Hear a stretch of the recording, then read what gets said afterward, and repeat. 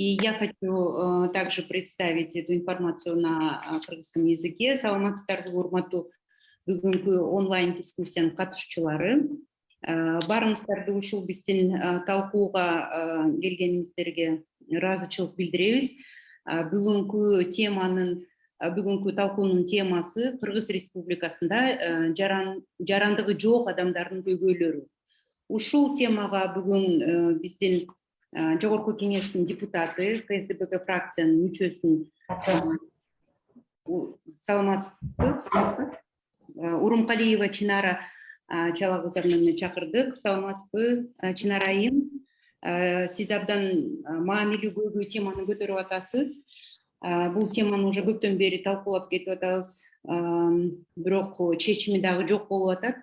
Ошондуктан бүгүн ушул теманы биздин эксперт, мамлекеттик органдардын мүчөлөрүн дагы чакырдык.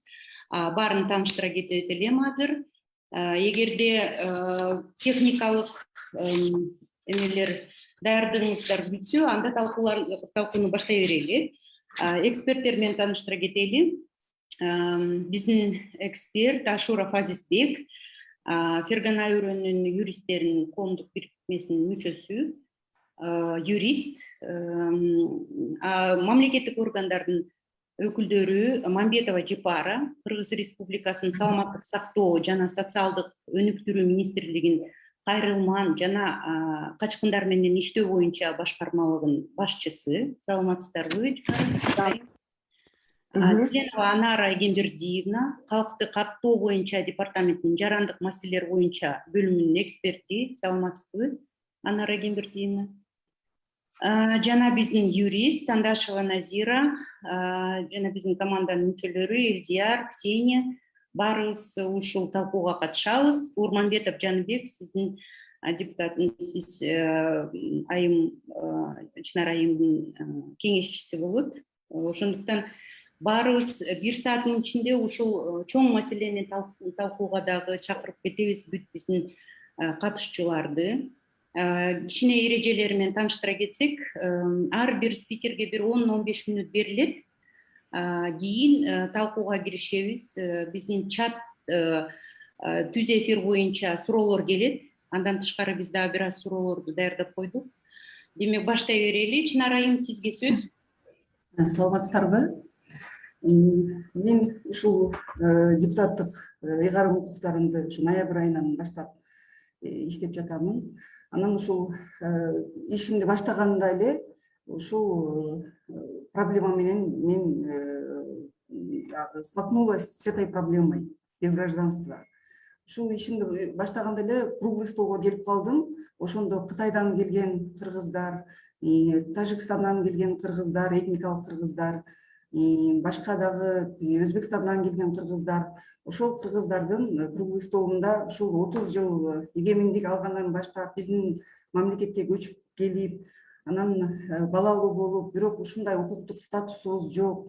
Кыргыз Республикасында 10 миңден ашып кеткен биздин балдарыбыз, өзүбүз ушул жарандыгы жок статус менен жүрөбүз деген маселе менин алдымда турду да. Анан албетте мага буга мындай бат эле түшүнүп, бат эле ушунун багы причиналарын выявлять этиш мага оор болду да. Анан ушул 4 ай бою ушу эл менен иштеп, андан тышкары ушу Кыргызстанда эле ушул жарандыгы жок адамдар барбы башка дагы деп туруп өзүмдүн багы депутаттык анализимди жүргүздүм. Мамлекеттик органдарга запросторду жасадым.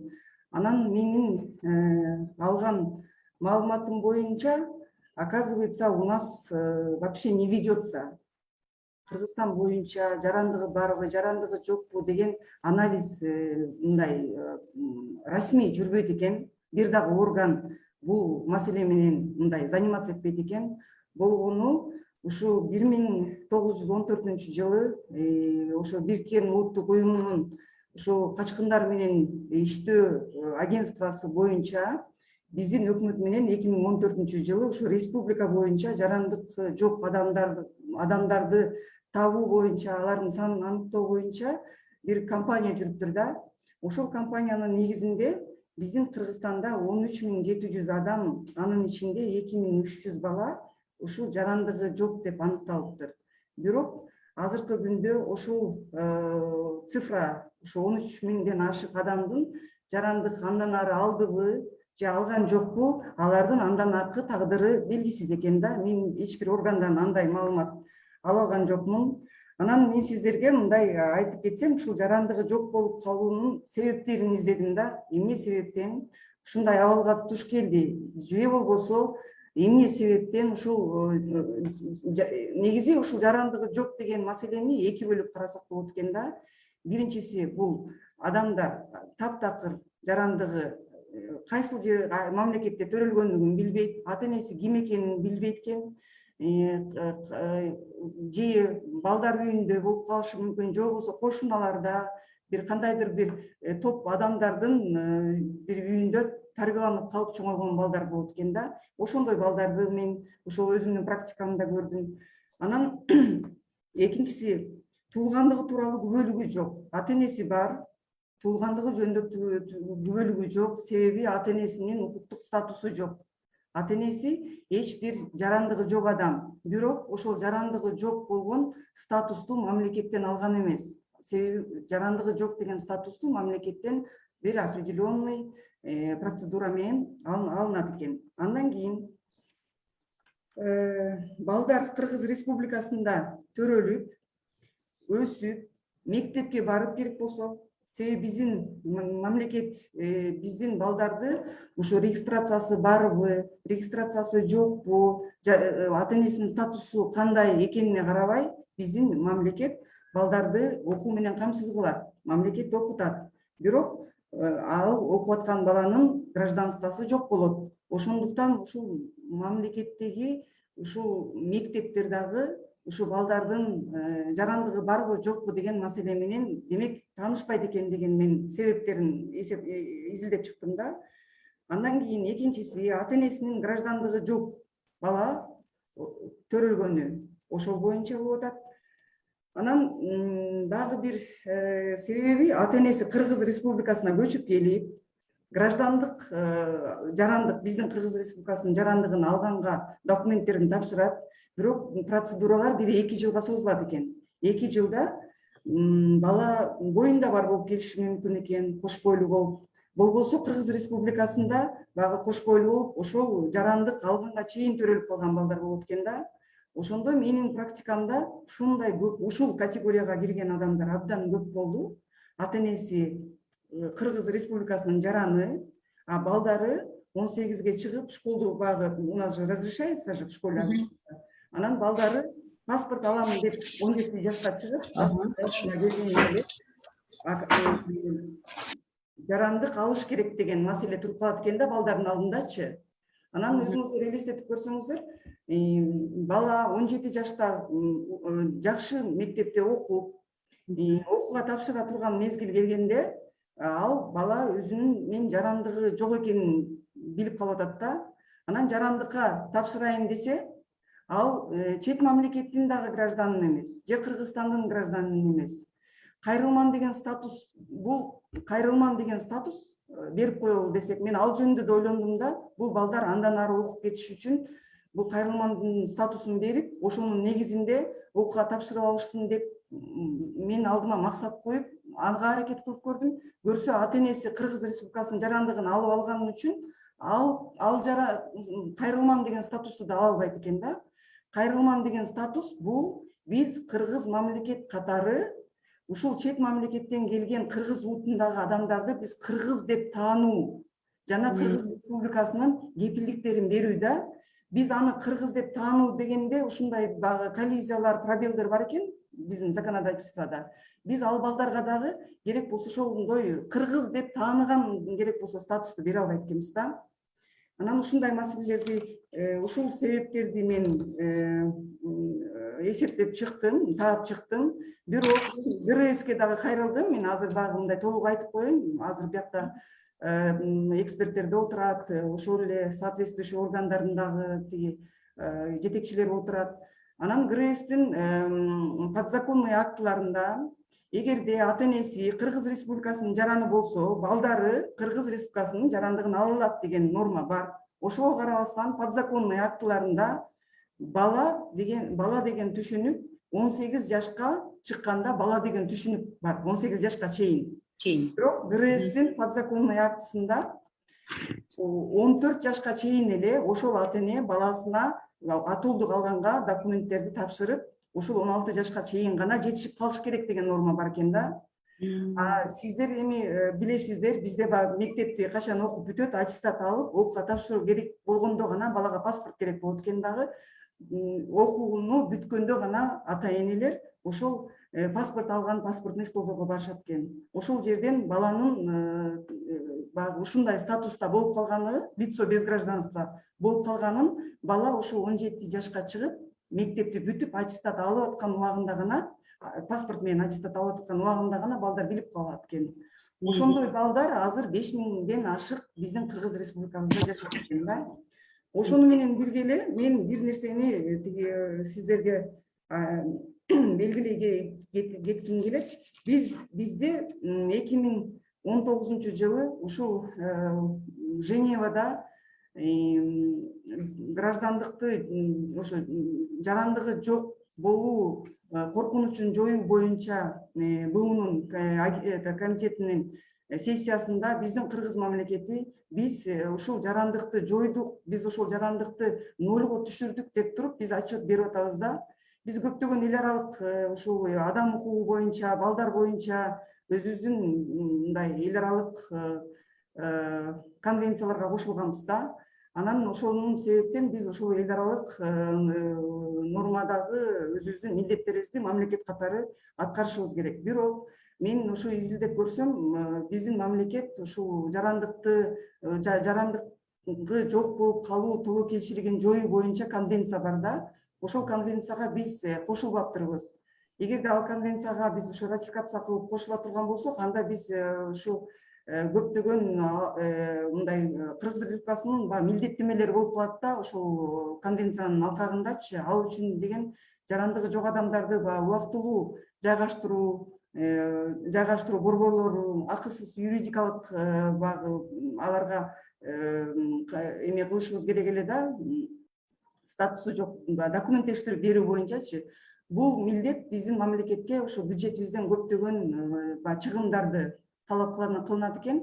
Ошондуктан бизде булга мындай ратификациябыз жок экен да. Бирок балдар укуктары боюнча конвенция бар да.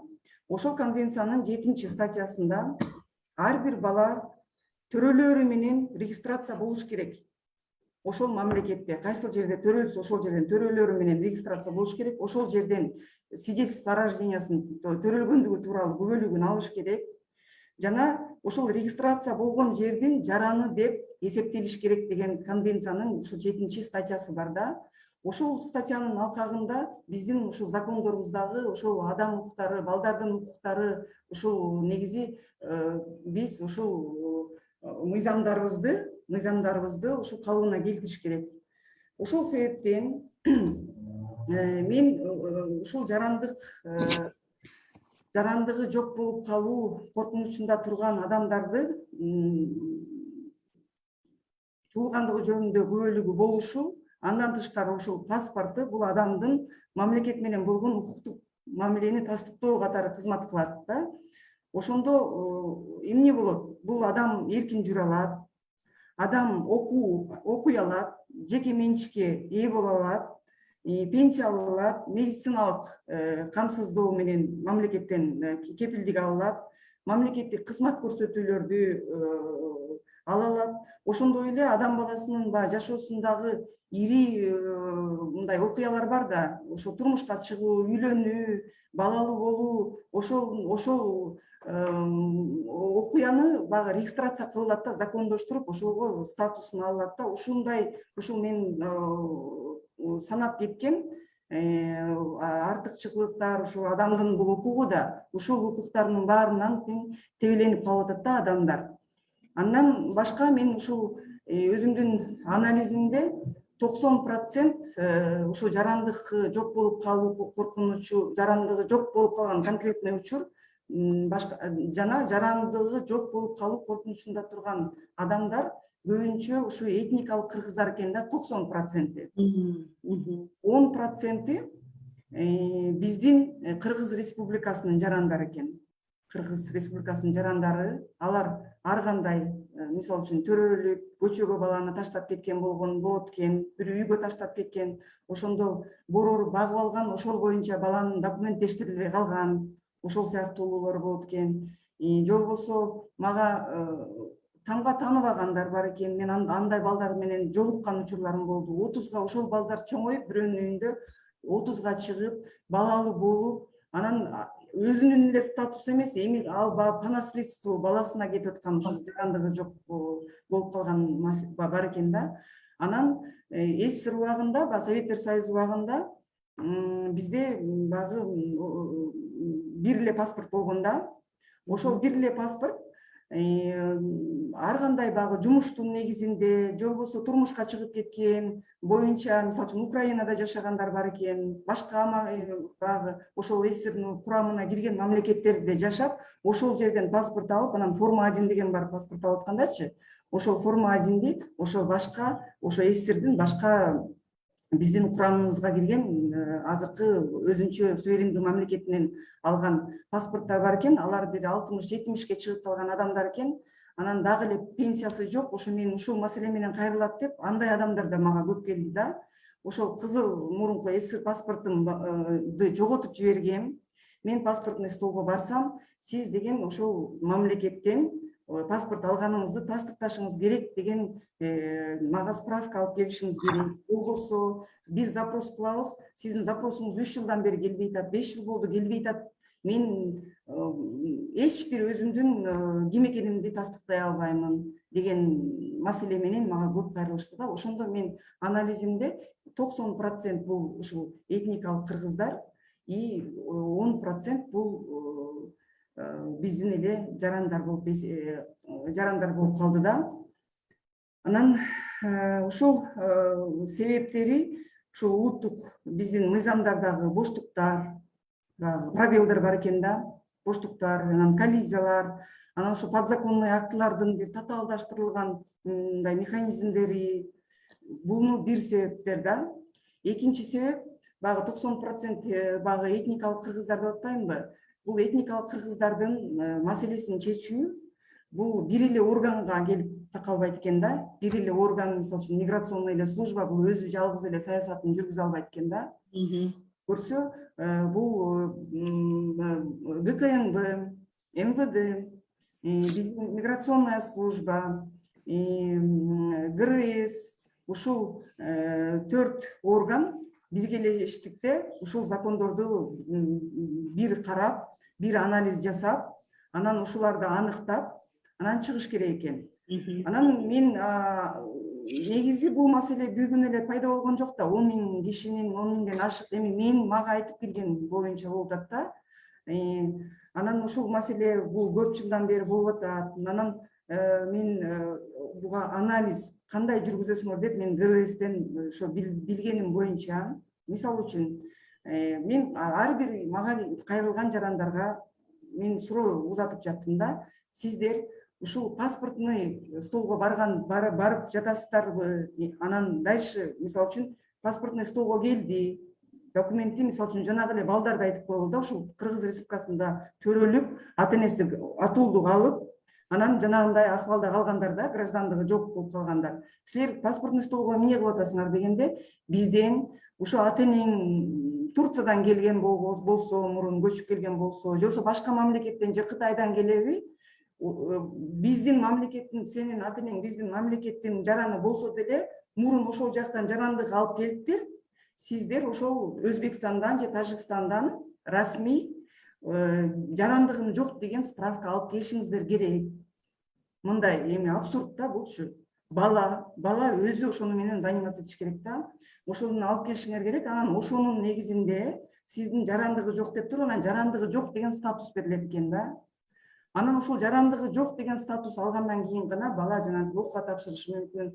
То есть калган ушул мамлекеттик кепилдиктерди алып кандайдыр бир керек болсо жарандыгы жок деген статусту алыш керек экен да. Ушул жарандыгы жок деген статус алуу дагы бул дагы бир кыйынчылыктар определенный процедурасы болот экен да.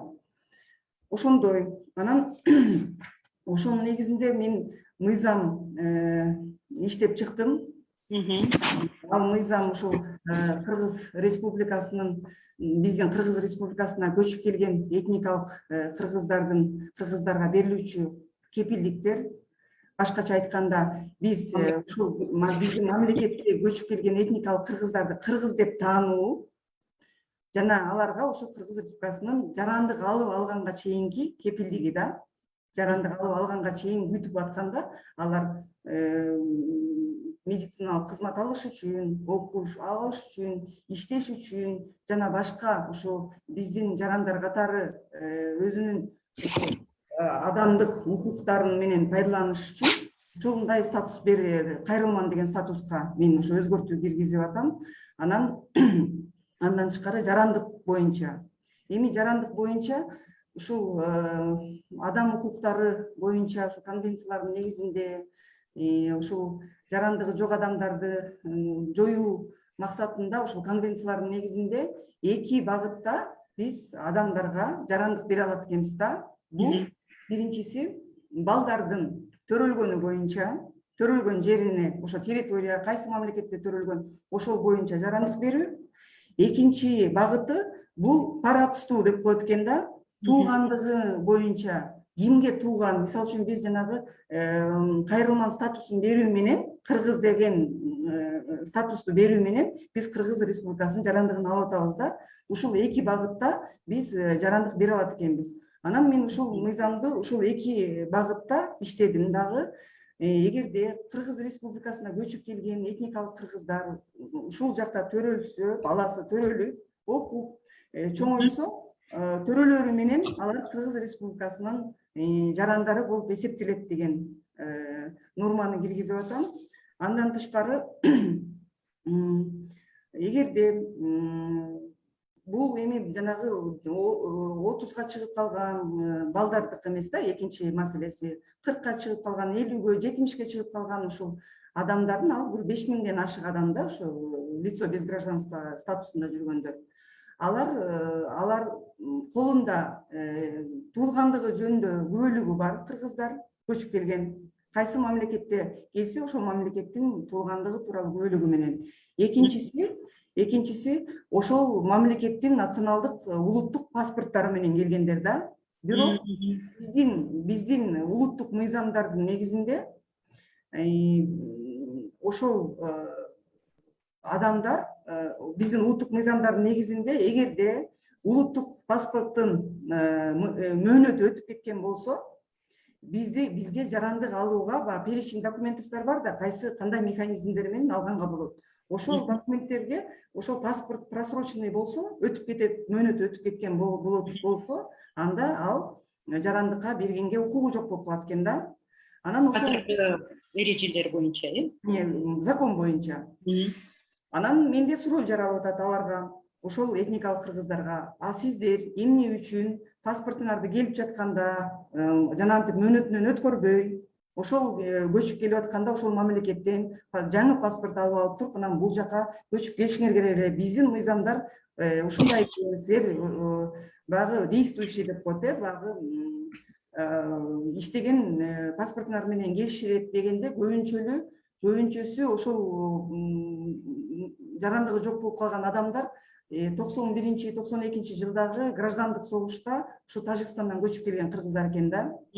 Анан алар кайра Тажикстанга өздөрүнүн паспорттарын кайра узартып алуу боюнча барышса, себеби алар баягы согуш убагында көчүп келгендер, кээ бирөөсү ошол эле документтерин алганга үлгүрүп калышкан экен, кээ бирөө үлгүрбөй калышкан экен, кээ бирөө жолдон күйгүзүп ийген, сууга кызып ийген учурлар бар экен дагы.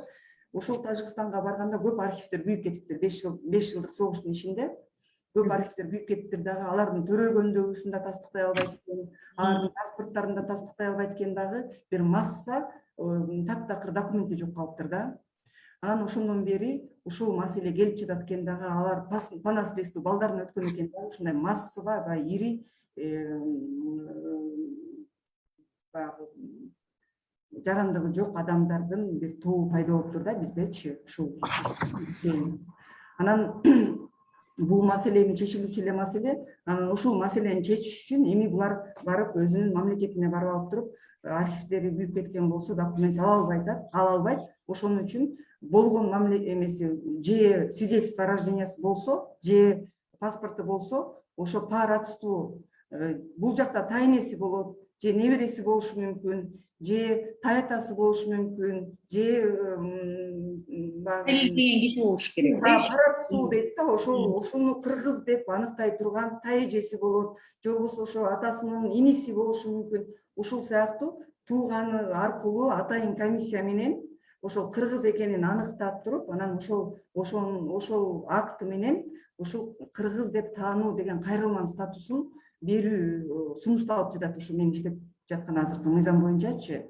Анан эми мындан ары дагы ушул жарандык жок адамдар дагы көбөйбөшү үчүн негизи ушу этникалык кыргыздарга мындай оңойлотулган, жөнөкөйлөштүрүлгөн мындай ойлоп чыгышыбыз керек да. Эмне тоскоол болуп жатат? Ушу сиздер келген, мен өздөрүнөн сурасам, сиздер көчүп келдиңер. Сиздер ушул паспортуңардын мөөнөтүн өткөрбөй жарандыкка берүү үчүн эмне сиздерге тоскоолдук кылып жатат дегенде, бизде мындай деп айтышты да.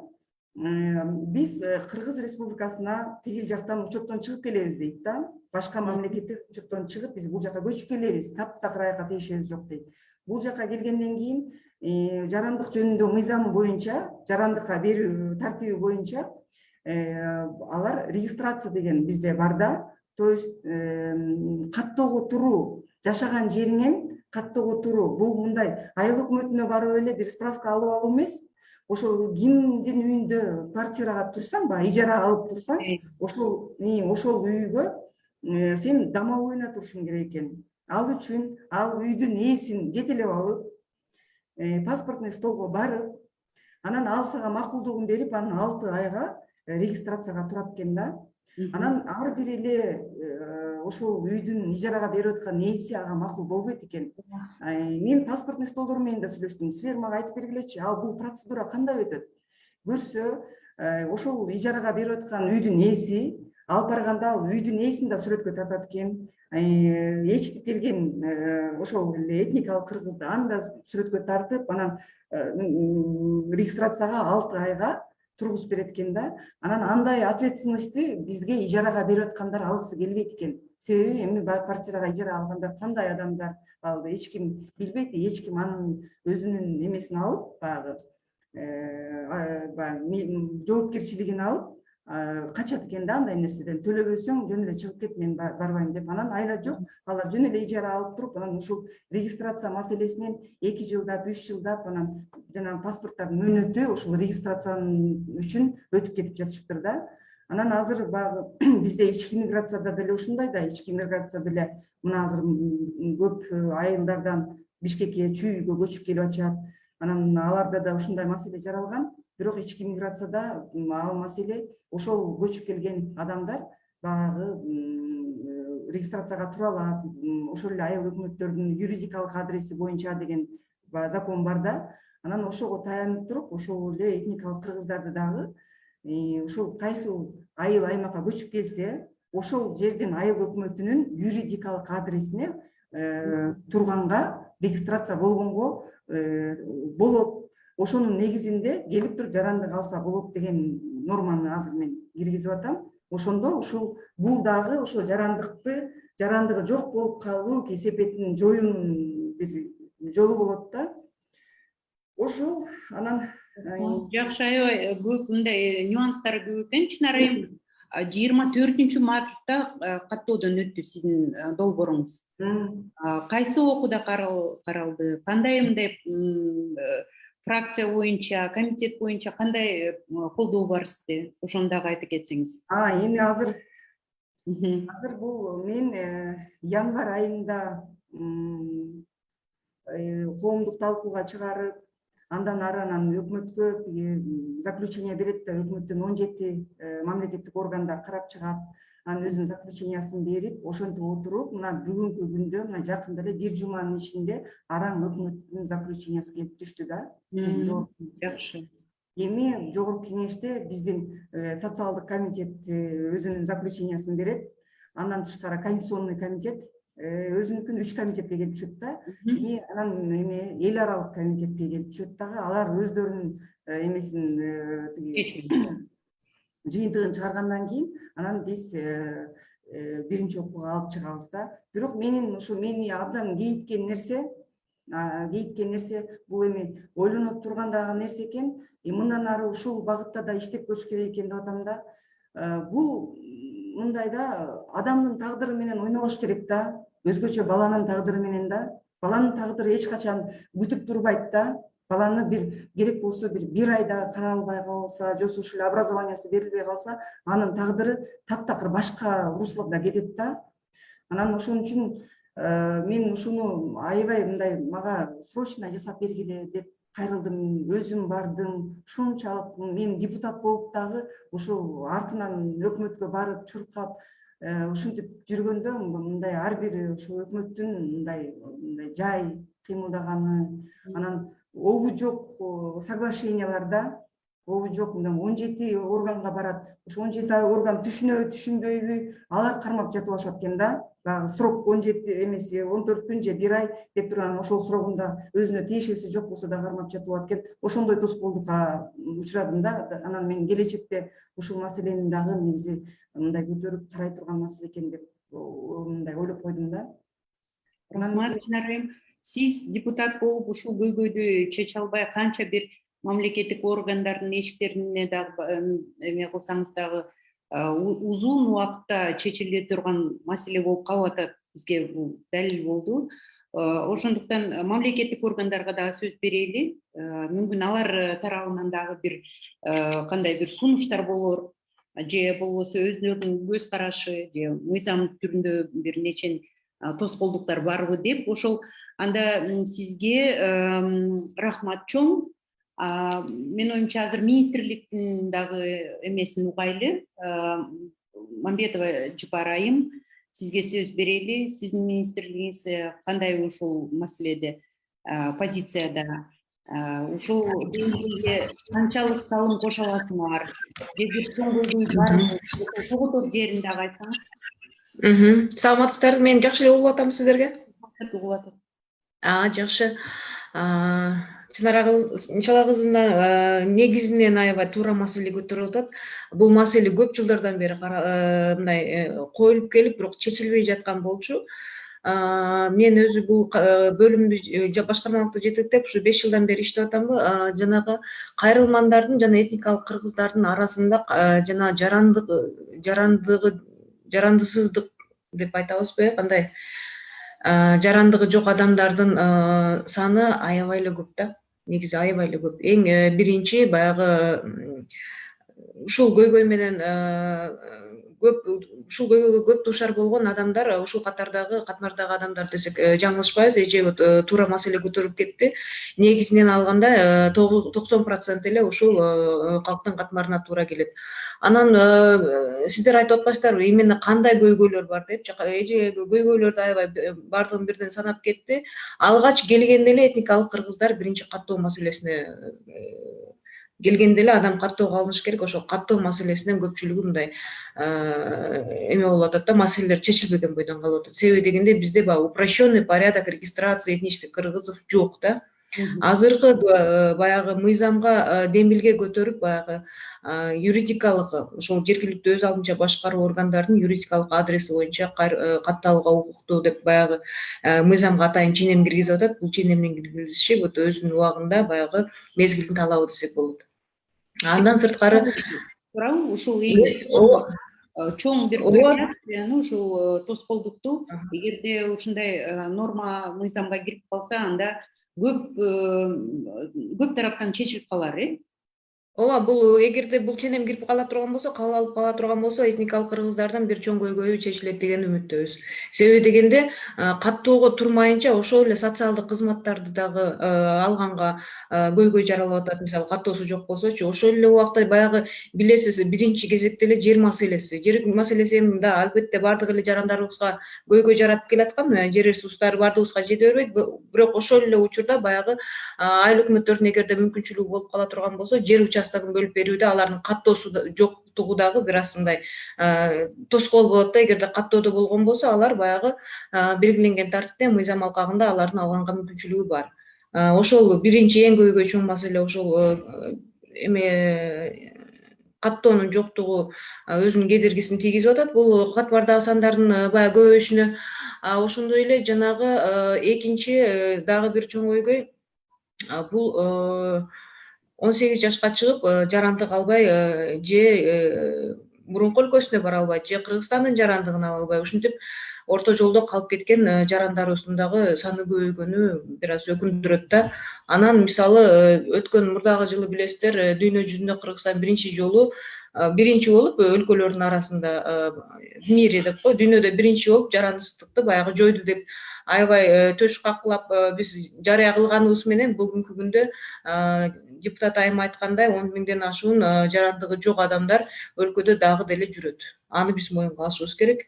Да, ал көйгөйдү айтып да коюшубуз керек. Учуркөз Жапар айым, анда кантип биздин мамлекет ошол көйгөй чечилди деп эң биринчи мындай Эми көйгөй чечилгенин да алар мен баягы толугу менен эчтеке жумуш кылбай койду деп айткандан алысмын. Себеби дегенде баягы бир саясий эрк менен калктын көпчүлүк катмарындагы жанагы СССРдин эски паспорту менен жүргөндөрдү жойду. Ал өзүбүздүн Кыргызстандын аймагында Кыргыз Республикасынын жарандарынын көпчүлүгүнүн баягы проблемасы чечилди. Бирок этникалык кыргыздардын арасындагы жарандыгы жок маселе азыркы күндө деле орчундуу бойдон калууда да. Да. Сиздин оюңузча көбүнчө ошол мыйзам алкагында болуп аткан көйгөйбү? Бул баягы мыйзамдын алкагында деп деле айтсак болот. Себеби дегенде депутат айым көтөрүп чыкпадыбы бул маселеничи? Эгерде ушул баягы Кыргызстандын аймагында төрөлүп, бирок жашы 18ден өтүп кетип, же жарандыгы жок деген корутундусу жок, же жарандыгы жок, же паспорту жок жүрүп, бирок кайрылманын күбөлүгүн ала албай жүргөн кыргыздар дагы көп экен депчи. Туура эле бул маселе. Эгерде биз мыйзамга өзгөртүү киргизилип атат, эгерде бул эме кабыл алынып калса дагы бир топ адамдын баягы жүгү чечилмек деп ойлойбуз да. Себеби дегенде мисалы 18ге чыгып бизге келет, биз баягы практика жүзүндө көрүп атабыз да.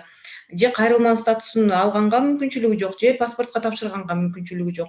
Анан биз ошол азыркы эмеге колдонуудагы мыйзамга өзгөртүү киргизилсе, бул маселе чечилет деген ойдобуз. Ал жерде эме деп дагы жазылган, жанагы жаңы киргизилип аткан өзгөртүүдө эгерде ошондой категорияда адам болуп, бирок жакын туугандарынын бири, мисалы ата энеси болушу мүмкүн, бир туугандары болушу мүмкүн, чоң ата, чоң энесинин бир кыргыз экендигин далилдеген бир жакын туугандардын бир паспортун кошо тапшыруу менен жана акт опознания деп коебуз го, ошол таануу жөнүндө акттын негизинде документ тапшырса кайрылман статусун алууга мүмкүнчүлүгү бар деп биздин баягы Жогорку Кеңештин депутаты ошол норманы киргизгенге аракет кылып атат да. Биз буну толугу менен колдойбуз.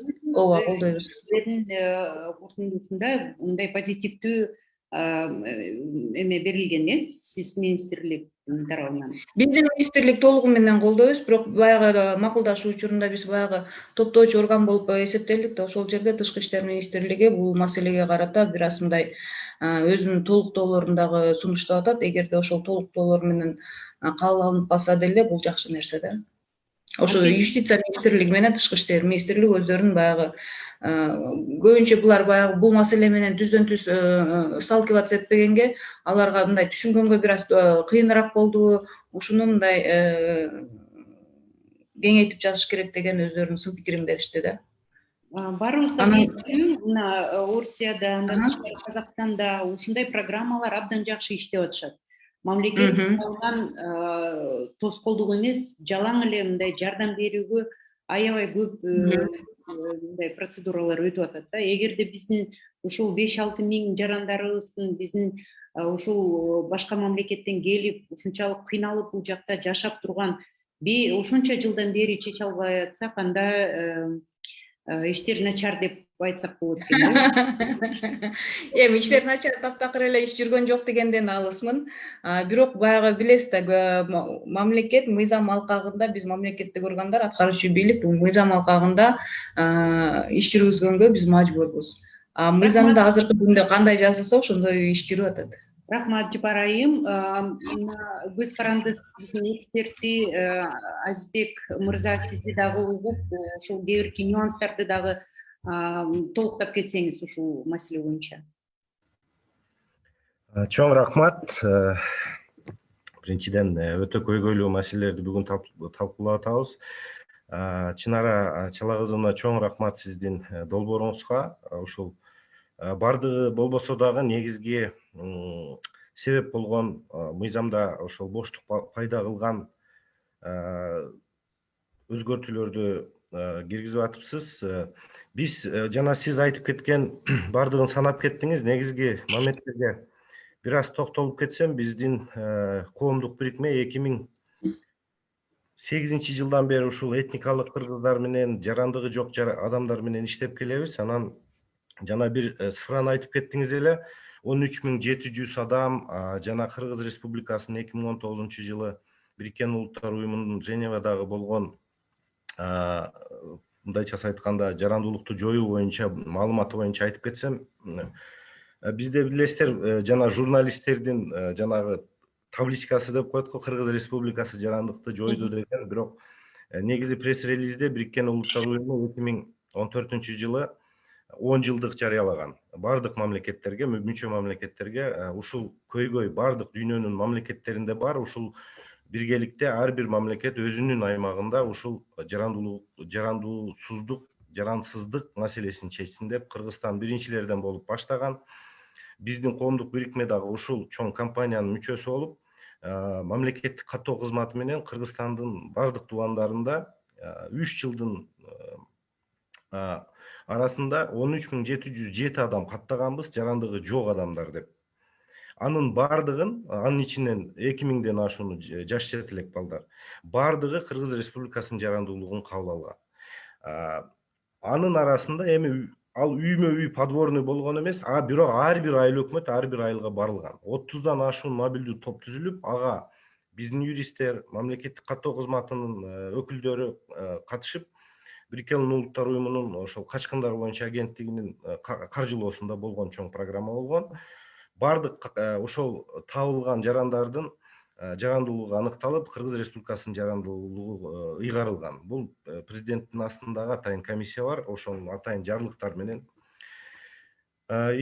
Ушул өбөлгө Бириккен Улуттар тарабынан белгиленип, ошол Кыргызстан биринчиден болуп аныкталган жарандыгы жок адамдардын санын кыскартты, кескин түрдө кыскартты деген маалымат чыгарылган. Бирок Кыргызстан билесиздер, андан кийин деле, азыркы күндө деле, мындан кийинкиге деле ошол чек-арабыздар ачык, Кыргыз Республикасына этникалык кыргыздар келип кетет, мигранттарыбыз бар. Бизде өтө жогору деңгээлде трансграничный миграция бар, билесиздер. Россия Федерациясына биз эмгек миграциясын, биздин жарандар жарандыгы жок адамдар деп атап атканыбызда, көпчүлүк учурда биз жанагы Кыргыз Республикасынын жарандуулугун кабыл албаган, бирок өзүнүн башка мамлекеттен көчүп келген жарандарды айтабыз. Бирок мыйзам чегинде жарандыгы жок адам деген бул атайын макам, статус мамлекет жагынан берилет. Ал макам статусту өтө аз адам, мына Назгул Белековна Абакова турат, мына ГРС жактан, алар деле жакшы билишет. Өтө аз гана проценти, пайызы бул официалдуу статусту алганда. Ал деле мүмкүнчүлүк берет чет өлкө жараны катары кандай укук жана эркиндиктер болсо Кыргыз Республикасынын аймагында. Бирок тилекке каршы көпчүлүгү де-факто деп коюлат, фактылык түрдө жарандыгы жок адам болуп жүрүшөт. Ал жөнүндө айтып кетсем, мына Чынара Чала кызы айтып кетти, жанагы жашы жетелек балдары, этникалык кыргыздардын көпчүлүгү Кыргыз Республикасынын аймагына келип, ата-энеси Кыргыз Республикасынын жарандуулугун кабыл алып, бирок балдарын жанагы арыздарына, Кыргыз Республикасынын жарандуулугун кабыл алуу учурунда арыздарына киргизбей калып, алар жашы өтүп кетип аткан, 18ден өтүп кетип, же башка мамлекеттин жараны эмес, же Кыргызстандын жараны эмес, ошол мындай жарансыздык абалда болуп калган учурлар болуп атат. Бул мыйзамда мындай боштук болгондугунан бул маселе, алар жарандуулукту алуу процедурасына тапшырыш үчүн алардын колдорунда жарактуу паспорттор болуш керек. Чет өлкө жарандарынын паспорту болуш керек, же алардын официалдуу жарандыгы жок деген күбөлүгү болуш керек. Бирок тилекке каршы андай абал, мыйзамдуу абалда Кыргызстанда жашабаган үчүн ошол процедурага тапшыра алышпайт. Бирок президенттин атайын жобосу бар, жарандуулукту кароо суроолору боюнча ал жерде жарандуулукту аныктоо процедурасы бар. Ар бир райондук жана шаардык деңгээлде мамлекеттик каттоо кызматынын өкүлчүлүктөрүндө эгерде ата энесинин экөөсү жарандуулукту кабыл алып, бирок балдарын киргизбей калса, 16 жашка чейин гана ошол указга ссылка кылып туруп, балдарын Кыргыз Республикасынын жараны деп таанышат. Бирок көпчүлүк учурда балдардын жашы 16дан өтүп кетет. Ошол убакыт, ошол абалдар мыйзамда каралбай калган да. Ошолго да көңүл буруп, мүмкүнчүлүк болсо ошол жобого биз өзүбүздүн сунуштарыбызды бергенбиз, уже 3 жылдан бери берип келе жатабыз, бирок тилекке каршы ушул кошумча бул жарлыкка кирген жок.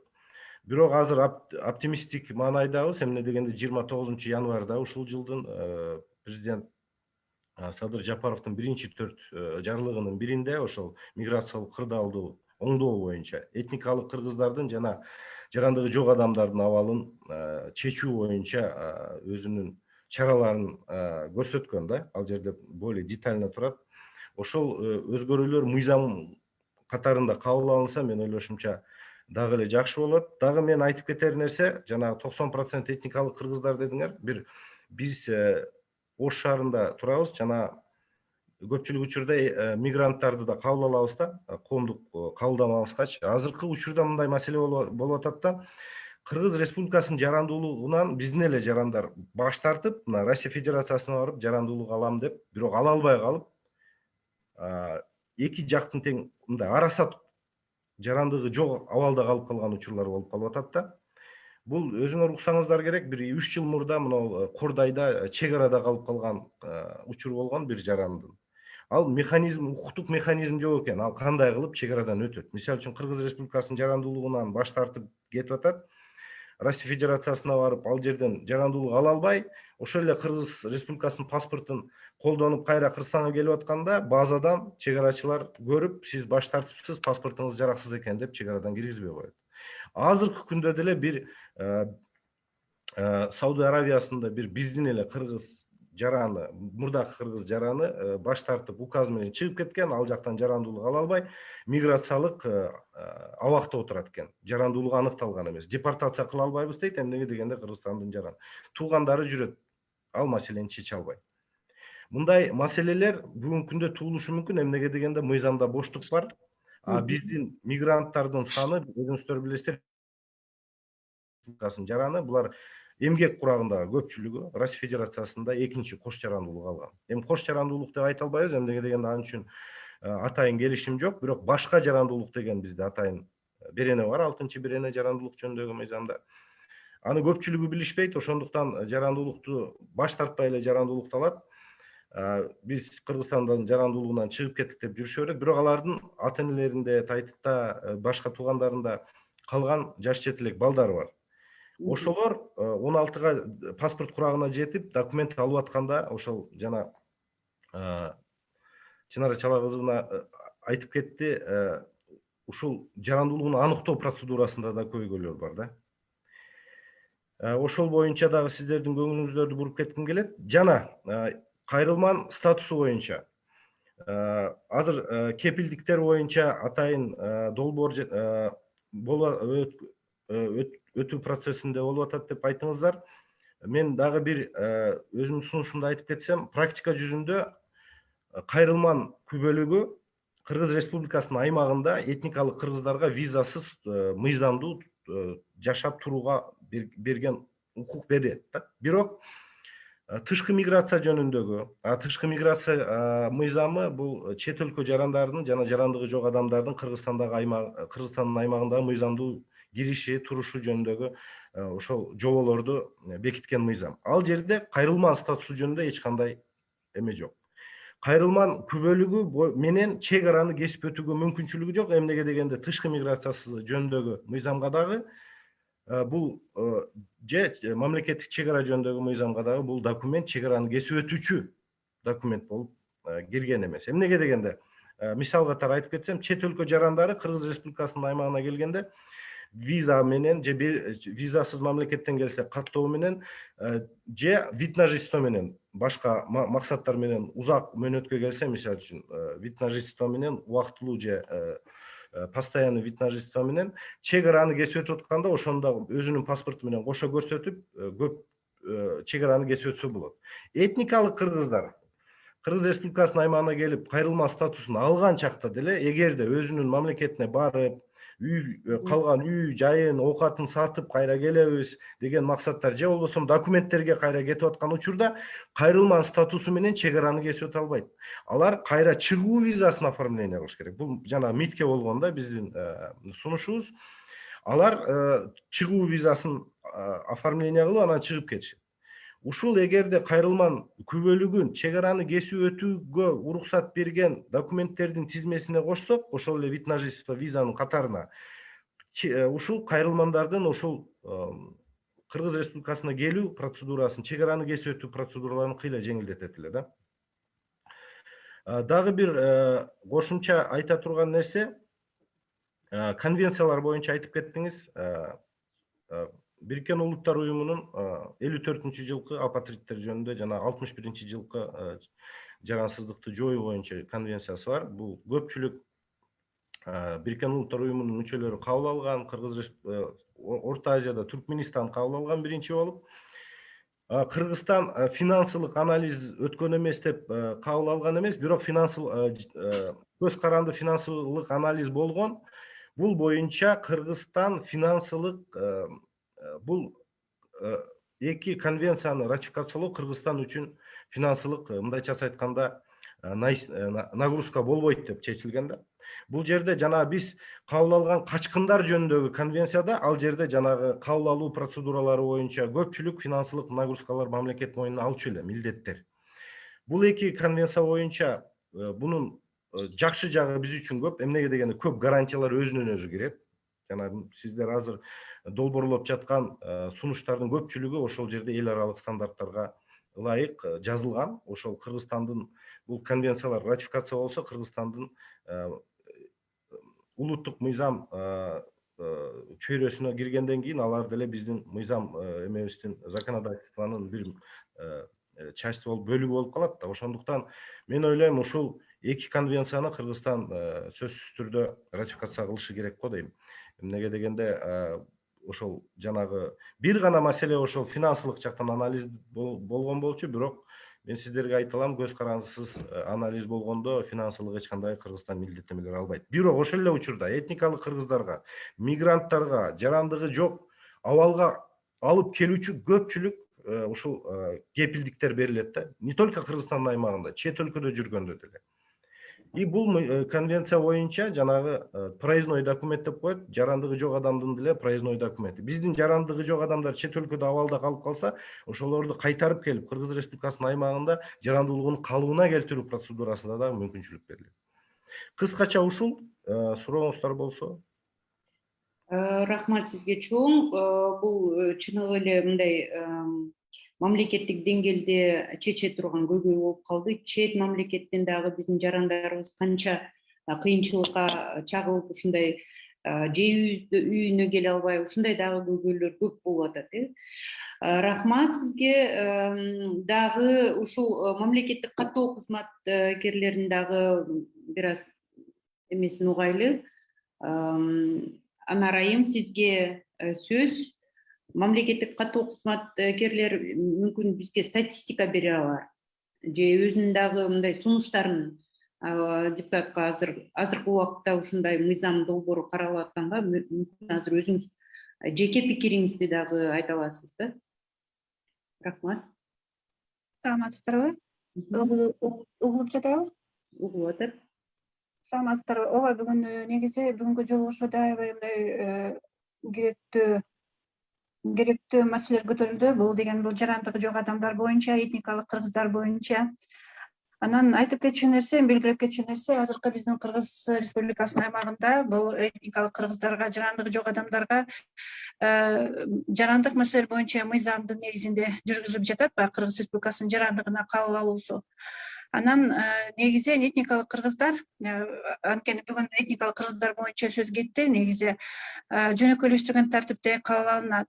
Анан алардын Кыргызстан аймагында жашаганды баягы мөөнөтү талап кылынбайт. Анан бир гана нерсе айтып кетчү нерсе, туура айттыңыз, Чынар Чалагызовна, бир нече этникалык кыргыздар, категорияда этникалык кыргыздар, бул ошол эле ата энесинин экөө тең эле жарандыкка кабыл алынып, балдары жарандыкка арызына көрсөтүлбөй, 18 жашка толуп калган, анан ошо чет мамлекеттин паспорту негизинде Кыргызстан аймагында жашап, бирок алмаштырууга мүмкүнчүлүк болбогон этникалык кыргыздар.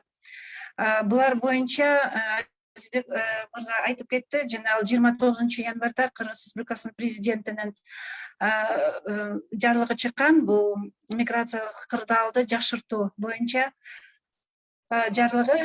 Аны аткаруу максатында азыркы мезгилде этникалык кыргыздарды жана чет мамлекеттин жарандыгы болгон этникалык кыргыздарды жана жарандыгы жок этникалык кыргыздарды Кыргыз Республикасынын жарандыгына жөнөкөйлөштүргөн тартипте кабыл алуу боюнча убактылуу жобонун каралып жатат азыр долбоору. Азыркы жакынкы мезгилде бул бүт мамлекеттик органдардан макулдашуудан өттү.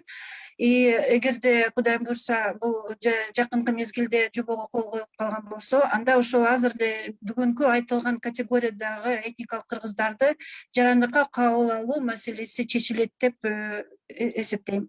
Анан ошондой эле жанагы бир нече жаш балдарды айтып кетти.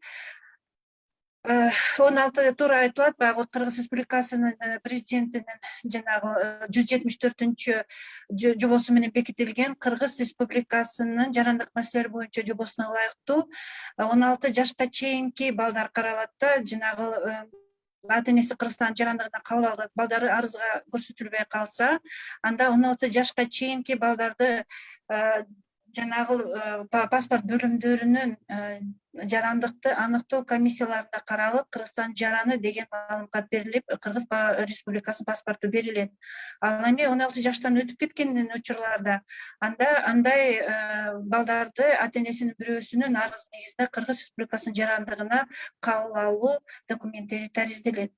Аны белгилеп кетчү нерсе. Анан ошондой эле эми 18 жашка толуп, эч көйлөктөн башка документтери болбогон, андан сырткары жанагы чет мамлекеттин паспорттору колунда болуп, бирок мөөнөтү өтүп кеткен, ошондой эле 74-жылкы үлгүдөгү паспорттор менен чет мамлекеттен келип жашаган жарандар да кездешет бизде. Эми бул маселе мен азыр айтып кеткендей, жанагы убактылуу жобонун негизинде чечилет деп ойлойм. Анан ошондой эле бизде азыркы сиздин ушул мамлекеттик каттоо системасында ошол статистика депутат айым берген далилдей аласызбы, же андан тышкары дагы бир кандай бир статистика бардыр силерде? Ошол боюнча айтсаңыз, анткени биз уже негизи талкуулап чыктык ошол көйгөйлөрдүн мыйзам түрүндө болгон пункттарды. Азыр кошумча дагы кандай маалымат бере аласыз? Кошумча эми азыр Чынар Чалагызовна айткан ошондой эле миграция кызматынын Жапар айым айтып кеткен маалымат, бир 10 000 жаран бар деп айткан маалымат, бул деген баягы примерно деп айта алам, толук маалымат деп айтпайм, анткени негизи кошумча маалымат катары бир кечирип коюңуз, сиздин системаңызда бул маалымат ошол 10 000ден өйдөбү, же азбы, же статистикалык башкабы, ошону айтып бере аласызбы? Бизде мамлекеттик каттоо кызматында андай статистика жүргүзүлбөйт. Жүргүзүлгөн статистика бул бизге кайрылган мамлекеттик каттоо кызматынын паспорт бөлүмдөрүнө кайрылган жарандардын саны гана бар. Канча киши кайрылат, канча кишинин документтери таризделет, канча киши жарандыкка кабыл алып паспорту Кыргызстан Республикасынын паспортун алуу боюнча статистикасы бар. Анда статистика жүргүзөбүз. Ошондой эле андан сырткары жана жарандыкты ар бир паспорт бөлүмдөрүндө жарандыкты аныктоо комиссиялары иштейт, иш жүргүзөт. Ошол боюнча дагы маалымат бере алсак болот. Анда статистика бар. Кыргыз Республикасынын жарандыгын аныктоо боюнча канча жаран кайрылат, канчасы алардын ичинен Кыргызстан жаран деп табылат, анан канчасы жарандыгы жок деп жанагы жарандыкка документтерин тариздейт. Мындай статистика бар бизде. Чынар айым, сиз дагы кандай бир маселени да кошуп кетейин дедиңиз? Звук надо включить.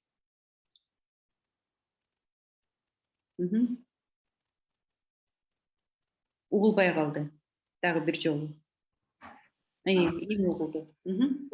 Ушул суроого да мен өзүмдүн алдыма дагы ушундай задача койдум да. Кайрылманы алуу, мен ушул эки нерсени дагы бир жолу түшүндүрүп койгум келет да. Кайрылман статусу, мисалы үчүн Кытайдан жөн эле туристке келип, бир жыл мен Кыргызстанды көрөйүн, жарандык алсамбы, албасамбы деген жаба сомнениясы бар адам, негизи этникалык кыргыздар Кыргызстанга келгенде сөзсүз түрдө эле жарандык алам деп келбейт экен да. Мисалы үчүн Кытайдан келген мага кыргыздар айтты, биз ата энебиз тегил жакта, баарын көчүрүп келе албайбыз, келсек туризм же окуу боюнча келебиз.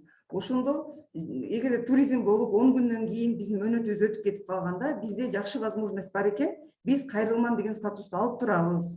Бир жыл болот, негизи кайрылман деген статусту бир жыл мөөнөтүң өтүп кеткенде улантып отуруп 3 жыл ала аласың да, 3 жылдык мөөнөттө сен ошол кыргыз деген жана макамды ала алат экенсиң да.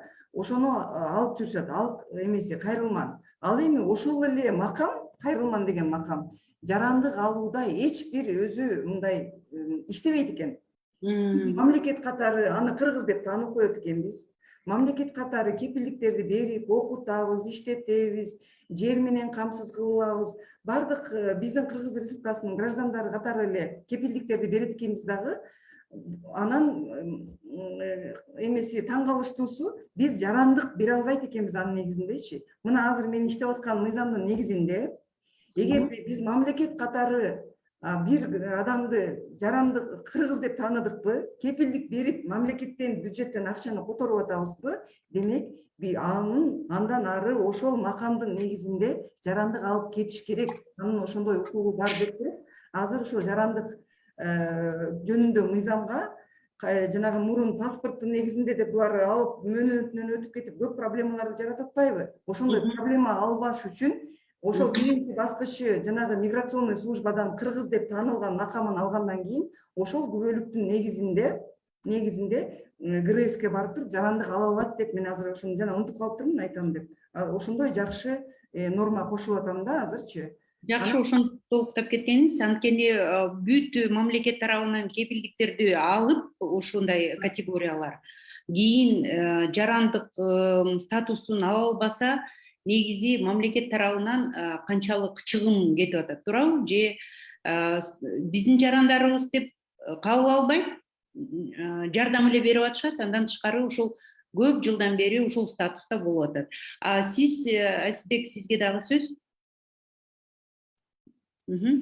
Ушул долбоорго ушул сунуш боюнча өтө туура сунуш, кайрылман удостоверениясын киргизип атасыздар го.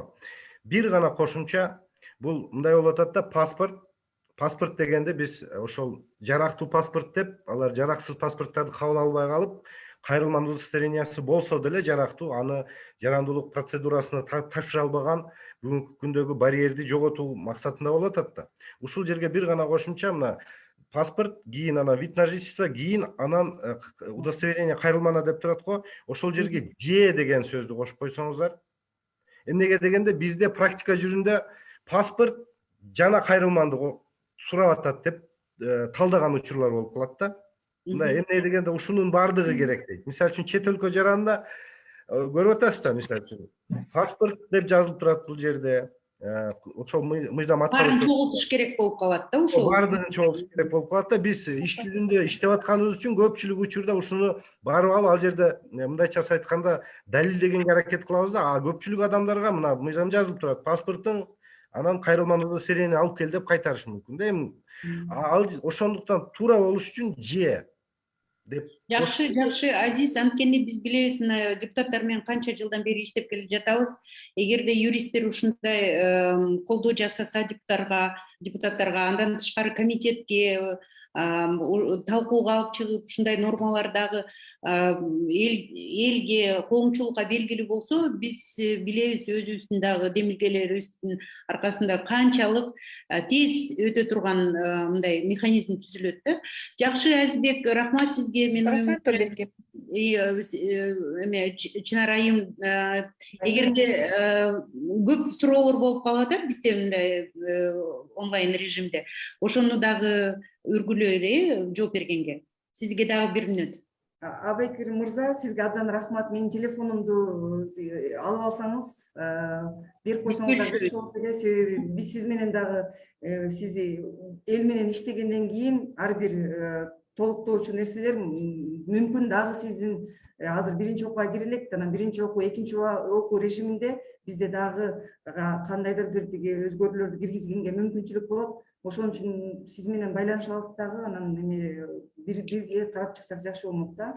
Анан мен ГРС боюнча айтат элем да, менин анализимде паспортный столго адам кайрылат. Эгерде маселеси чечилсе, ошол регистрация болот да, ошол статистикага кирет да. Ал эми кандайдыр бир документтери, кээ бир документтери жок болуп калган учурда, ал ошол боюнча кетет экен дагы, ошондой адамдардын статистикасы жок болуп калат да. Мен ошон үчүн ГРСтин дагы бул жакта өкүлү отурат. Мен сиздерге сунуш кылат элем, ушул маселенин, ушул мамлекеттин саясатын жүргүзүп аткандан кийин, ушул эмне маселе менен келип, кандай часто повторяющиеся вопросы болот да, которые не решаются. Ошолордун баарын тең чогултуп, анализ кылып туруп, анан мыйзамдарга кандай өзгөртүү келечекте киргизиш керек да. Болбосо ошол тиги райондордогу, ошол деңгээлдеги адамдардын, ошол силердин кызматкерлериңер, ошол силерге кайрылгандан кийин эмнелер менен, кандай проблемалар менен кайрылды, ошол проблемалардын чечүү жолдорун алардан требовать этсеңер жакшы болмок да. Ошондо бир силерге анализ, андан ары закондорду бир жакшы бир деңгээлге чыгарып болмок да. Болбосо ушул маселе бул бир күндүн маселе эмес. Бул 20 жылдан бери ушул анализдин жоктугунан болуп атат да. Болбосо мына депутаттар иштеп атат. Депутаттар ачык, каалаган киши маселесин алып келип, сунуш кылып, биз мисалы үчүн мамлекеттик органдар менен мен тыгыз иштегенге аракет кылам. Миграционный служба өздөрүн Жапарага айымга рахмат. Ошо мен биргеликте мага баардык проблемаларды ачык айтып, анын чечүүчү жолдорун баарын айтып, ушундай биз биргеликте иштедик да. Ушу мен ГРСтин дагы ушу өкүлдөрүн ошого чакырат элем да, мындай жабык болбосоңуздар. Себеби бага элге кызмат кылгандан кийин ошол же эл бекер кызмат албайт, ал эл акчасын төлөп кызмат алат. Ошол кызматты канчалык мындай жакшы аткарып, келечекте алардын маселесин системдүү жолго келтириш үчүн алардын жанагы кайтарып жиберген адамдардын статистикасы, Аткаруучу органдын кандай эмелери тоскоолдоого дагы болгонун дагы ошол салым кошулуш керек, туурабы мыйзам долбоорго. Урматтуу катышуучулар, биз убакыт аябай чектелүү болгондон кийин көп суроолор түштү, бирок баягы кайталанбаган суроолорго жооп бересиздер, макулбу? Мына бир жакшы суроо болду. Эгер ата энеси да бала дагы Россиянын жаранды болсо, бала 18 жашка чыккандан кийин кыргыз жарандын кантип алса болот дейт. ГРСти угуп көрөлү. Мисалы үчүн Экөө тең, эгерде мен азыр суроого жооп берип коеюн, эгерде ата энесинин экөө тең Россиянын жараны болуп, бирок баласы дагы Россиянын жараны болгон болсо, анда сөзсүз түрдө же ата энесинин бирөөсү менен, же болбосо 18 жашка толугу чакты күтүш керек болот. Анан дагы бир гана маселеси бар. Кээде мындай болуп калат. Бала төрөлгөн мезгилде ата энесинин өкөтүн Кыргызстан жараны болуп, кийин Россиянын жаранын алган болот. Андай болгон учурда бала баягы паспорт бөлүмдөрдө комиссия жарандыкка таандыктыгын аныктоо комиссияларында каралып, бала төрөлгөн мезгилде ата энеси өкөтүн Кыргызстандын жараны болгон болсо, анда бала Кыргызстандын жараны болуп эсептелинип, Кыргызстан паспорту берилет. Жакшы, бул маалымат азыр абдан курч болуп атат. Анткени мына балдар чоңоюп, башка жерлерде жашап, ошол жарандардын ошол мамлекеттердин жарандары болуп, анан кийин өз жерине келип жашайбыз дегенде дагы ата энелери, кээ бирки ата энелери тоскоолдук жасап, кийин балдары ушул бойго жеткенден кийин кой биз өзүбүздүн үйүбүз жайыбызга барып ушундай эме кылабыз деп. Сиз дагы токтоп кетесизби ушул? Андан тышкары бизде угулуп атат да, Угулуп атат. Андан тышкары бизде мекендештер деген дагы закон бар да. Анан мен ушул азыр суроо берип атпайбы, мурун Кыргыз Республикасынын жарандыгында болгонбуз, анан кайра алыш керек депчи. Атайын мыйзам бар, иштелип чыккан 19-жылы күчүнө кирди болуш керек. Мекендештер деген ушул мыйзам иштеп атат. Ошонун негизинде эле алса болот. Ушуну Анара айым жооп бере аласызбы? Ушул мекендештер кандай иштеп атат? Себеби мен могу азыр этникалык кыргыздардын маселесин чечип берип коюптур. Анан башка маселелерге Бул негизи тема, башка теманын эмеси талкуусун дагы чакырабыз. Анткени тышкы миграция Ген-карт деген маселе. Бирок кыска жооп бере аласызбы? иштеп атабы? Ушу мага да кызык болуп атат да. Мекен карт боюнча ооба, мекендештер мыйзам боюнча да айтып кетейин. Негизи мекендештер деген бул статус отечественника деп. Бул статусту берүү маселеси менен миграция кызматына берилген. Ал эми азыркы мезгилде жобосу иштелип жатат. Ал кабыл алынгандан кийин кандай тартипте, кандай кылып бул статус берилет, анан кандай берилгени баары аныкталат. Бирок азыр каралууда бул жобосу. Рахмат. Элдияр мырза, сиз эгерде чатты карасаңыздар, эгерде кээ бирки суроолор кайталанбай болсо дагы окуп бересизби? Анткени мисалы үчүн бул жакта дагы бир суроо эмес, эми негизи жарандыгы жок адамдар боюнча мамлекеттик саясатты жүргүзүү зарыл. Себеби жарандык алгандан кийин аларды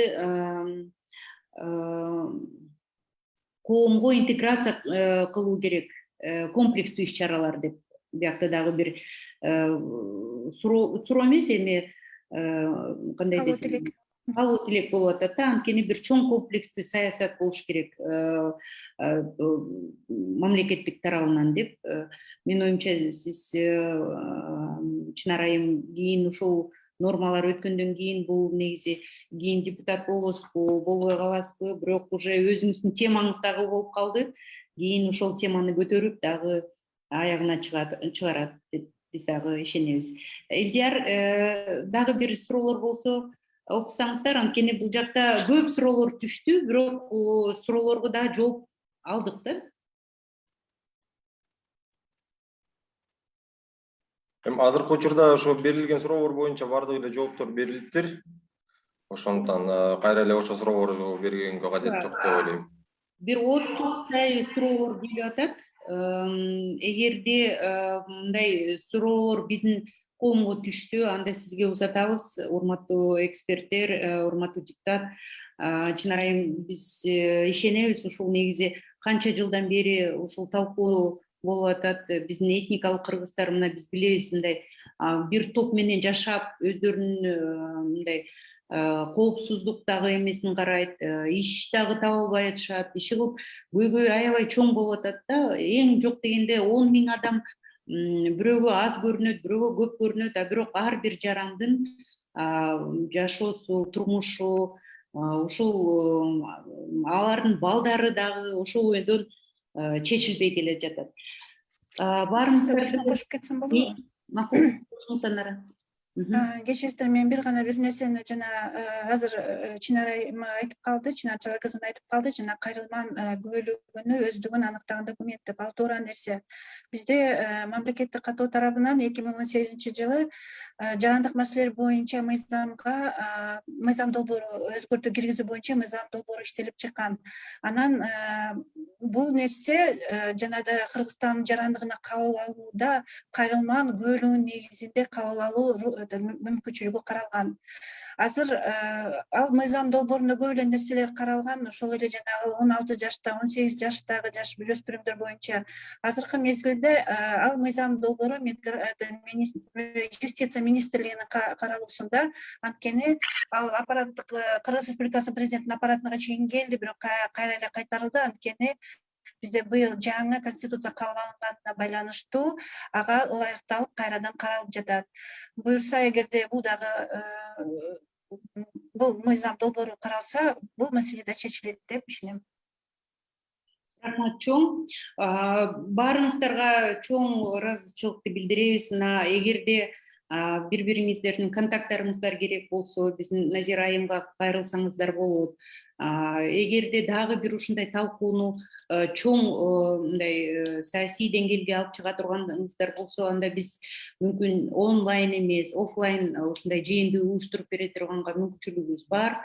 Баарыңыздарга чоң рахмат. Сөйлөбүз 10-20 миң адамдар кийин мына эмки жылы баары тең өзүнүн статустарын алып кийин жашоого дагы мүмкүнчүлүк түзүлүп калар. Чынар айым, сизге жыйынтык. Сиздерге рахмат ушундай аянча түзүп бергениңиздерди. Себеби негизи ушундай аянчалар көп болуш керек. Эл дагы азыр угуп кандай болуп маселелер чечилет экенин аз да болсо мындай угушту деп ойлойм да. Андан тышкары мына азыр мен мекендештер закон иштеп атат деп ойлогом. Көрсөм мына азыр подзаконный актылар дагы эле иштелип бүтө эле экен. 2 жыл болду ал кабыл алганына чейин. Ошондой негизи мыйзамдарды иштеткенге соответствующий органдар негизи мындай тез болуш керек да, баягы иштеш керек да закондо. Ошон үчүн адамдардын тагдыры чечилсин деген максатта негизи ишке ашырылат да. Анан жанагы мисалы үчүн мен Казакстандын же болбосо башка жактардын ушу мыйзам чыгарып атканда, ушу тиешелүү органдар ошо мыйзамдын иштелиши боюнча ар дайым ушундай аянтчаларды ар бир коомдо кайсы проблема болуп атса, ошол боюнча мыйзамда кандай иштешип атат, кайсы жерден мүнчүлүшүктөр болуп атат, кантип адамдар каяка кайрылыш керек деп туруп, ушундай ар дайым ушундай аянтчаларды түзүп, ушул тиешелүү мамлекеттик органдар түшүндүрүү иштерин кылышат экен да. Бизде таптакыр ушул багытта иштебейт. Анан мен сиздерден суранарым, ушул багыттарда мындай ушул эле маселе эмес, көп маселелерде ушул соответствующий органдар менен ушундай иштеп берсеңиздер, мындай элге дагы мындай маалымат катарында алардын ушундай бир кандайдыр бир проблемага түшүп калбашына келечектечи, ушул баягы эмеге окшоп, ушул маселеге окшоп биздин жарандыгы жок болуп калуу деле бул ушул билбестиктен келип чыкты да көп учурдачы. Ушундай болуп калбаш үчүн ушундай аянтчаларды дагы көп түзүп эме кылабыз. Жакшы, азыр онлайн система жакшы кабыл алынды. Биздин жарандарыбыз тарабынан негизи бүт дүйнө жүзүндө дагы ушундай онлайн талкуу жеңил болуп, баарына мындай белгилүү болуп калды да ушул техникалык механизм. Дагы талкуулайбыз, анткени азыр жаңы алынган конституция боюнча абдан көп суроолор болуп атат. Ар бир тармактарда, жалаң эле социалдык эмес, бүт саясий тармактан баштап, кийин дагы коопсуздук, ушундай көп маселелер болуп атат да. Мына азыркы судебно-правовой реформадагы маселе болуп атат. Кийинки талкууга дагы депутаттарды, эксперттерди ушундай аянча жасап дагы талкуулайбыз. Сиз дагы кошулуңуз. Урматтуу эксперттер, мамлекеттик органдардын өкүлдөрү, сиздерге чоң рахмат. Талкууну анда жаабабыз, бирок дагы кийин жыйынтыгы менен дагы бир жолу бүттү, жасалды ушул көйгөйдүн, жокко чыгардык деп дагы бир ушундай кыска аянтча түзөт электе. Маалымат берип туруңуздар. Рахмат чоң. Көрүшкөнчө. Саламатта калыңыздар. Рахмат.